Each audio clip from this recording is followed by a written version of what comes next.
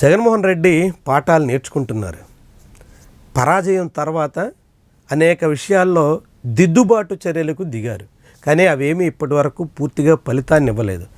ఆశించినంతగా జగన్మోహన్ రెడ్డిలో మార్పు రాలేదు అని ఆయన పార్టీ అభిమానులే చాలా అసంతృప్తిగా కనిపిస్తున్నారు.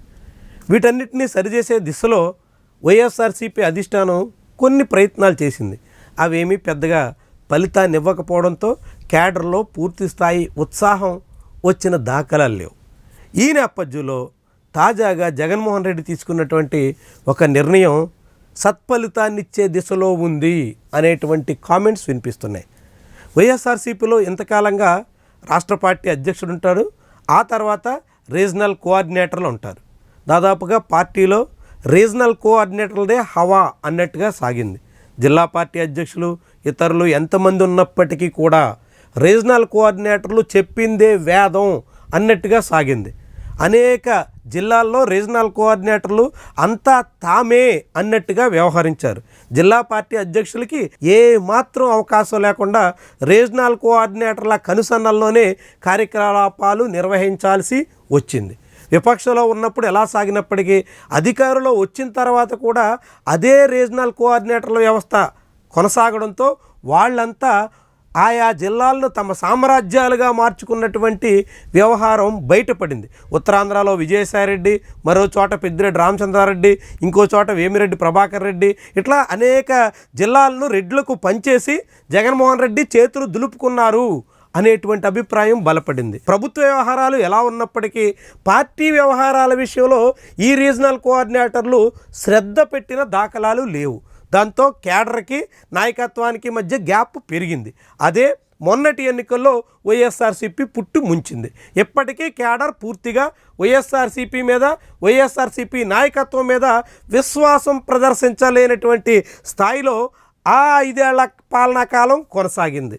దీంతో ఇప్పుడు జగన్మోహన్ రెడ్డి దిద్దుబాటు చర్యల్లో భాగంగా ఆ రీజనల్ కోఆర్డినేటర్ వ్యవస్థను పరిమితం చేస్తూ జిల్లా పార్టీ అధ్యక్షులకు ప్రాధాన్యత పెంచే ప్రయత్నం ప్రారంభించారు.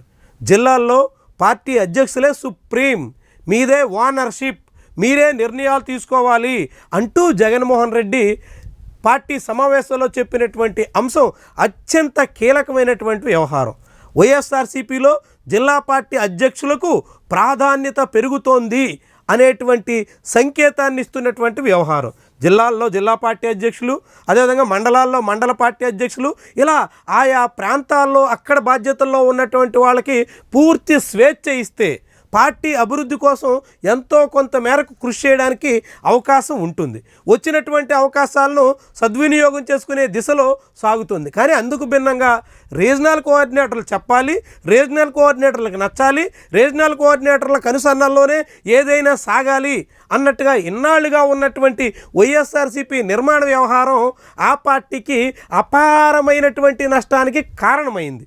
ఇప్పుడు ఆ రీజనల్ కోఆర్డినేటర్లు పైన కోఆర్డినేట్ చేస్తున్నప్పటికీ జిల్లాల్లో మాత్రం పార్టీ అధ్యక్షులకే అనేక వ్యవహారాలు అప్పగించేదానికి తగ్గట్టుగా ఇప్పుడు జగన్మోహన్ రెడ్డి సన్నద్ధమవుతున్నారు. ఇది ఖచ్చితంగా ఆ పార్టీకి ఎంతో కొంత మేర ప్రయోజనం చేసేటువంటి అంశమే.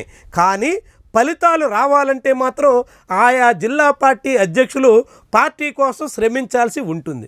ఇప్పటికే ఉన్నటువంటి అనేక జిల్లాల్లో పార్టీ అధ్యక్షులు ఆ పార్టీ అధిష్టానం ఆశించినంత మేర ప్రభావం చూపలేకపోతున్నారు అనేటువంటి అభిప్రాయం క్యాడర్లో ఉంది, పైన లీడర్లో కూడా ఉంది. ఇలాంటి పరిస్థితిని చక్కదిద్దుకుని జిల్లా పార్టీ అధ్యక్షులు అంతా తామయ్యన్నట్టుగా పార్టీని నడిపించేదానికోసం, తిరిగి పట్టాలు ఎక్కించేదానికోసం ఎంత మేరకు ప్రయత్నం చేస్తారు, ఏ రీతిని సాగుతారు అన్నదే వైఎస్ఆర్సీపీ భవితవ్యాన్ని నిర్ణయించబోయేటువంటి విషయం.